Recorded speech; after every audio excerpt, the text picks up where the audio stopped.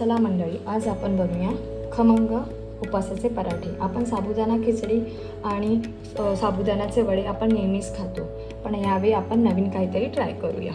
आधी आपण पॅन गरम करून घेतलेला आहे आणि आपण जो साबुदाणा आहे तो चांगला पॅनमध्ये गरम करून घेऊया आणि व्यवस्थित भाजून घेऊया।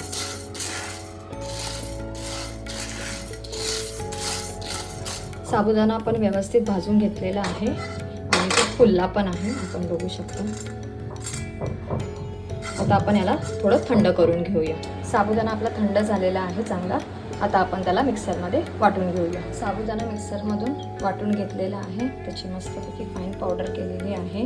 आता आपण ही परातीमध्ये चाळून घेऊया। आपण चाळून घेऊया। आता आपण ते पीठ चाळून घेतलेलं आहे, बाकीचं उरलेलं असेल ते आपण परत आता मिक्सरला एकदा लावून घेऊया।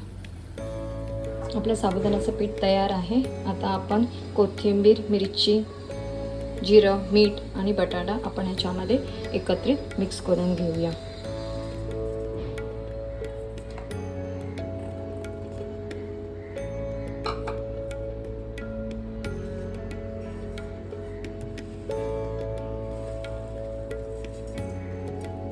व्यवस्थितपणे सगळं आपण मिक्स करून घेऊया आणि याचा चपातीसारखा गोळा बनवायचा आहे। जसं आपण चपातीचं पीठ मळतो त्या पद्धतीने याचा गोळा बनवायचा आहे, ते आपण करून घेऊया। आपण मळून घेतलेलं आहे। जर तुम्हाला ड्राय किंवा सुकं असं वाटलं तर तुम्ही थोडं पाण्याचा हात लावून पीठ मळून घ्या आणि आता आपण हे 10 मिनिटं रेस्टला ठेवून देऊया, झाकून ठेवून देऊया।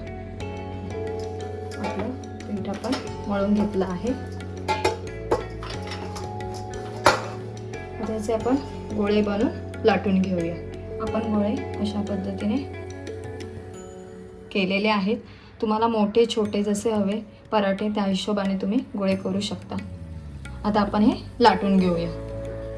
आपण साबुदाण्याच्या पिठामध्ये गोळा जरासा फिरवून घेऊया आणि आपण लाटून घेऊया।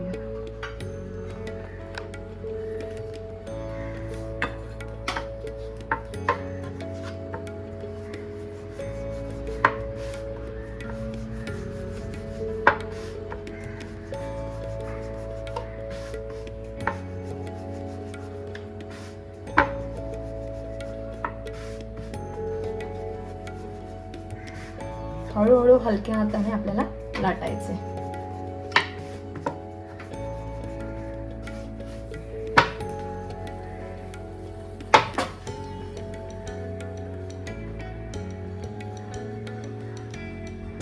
आपला पराठा आपण लाटून घेतलेला आहे। तर आपला नॉर्मल जो पराठा असतो ते आपण गव्हाचं पीठ वापरतो, त्यामुळे आपल्या कडा अशा येत नाही। आपण इथे साबुदाण्याचं पीठ वापरलेलं आहे, त्यामुळे इथे असे तुटत तुटत जातात। तर ते आपण हाताने थोडं नीट लावून जवळ जवळ करून आपण त्याला नीट करू शकतो। आपला पॅन आता मस्त तापलेला आहे। आपण मंद आचेवरती आता आपला पराठा शेकूया।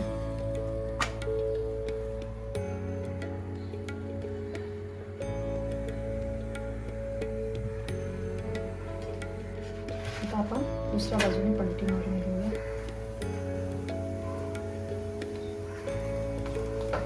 आपण तूप लावून घेऊया वरून।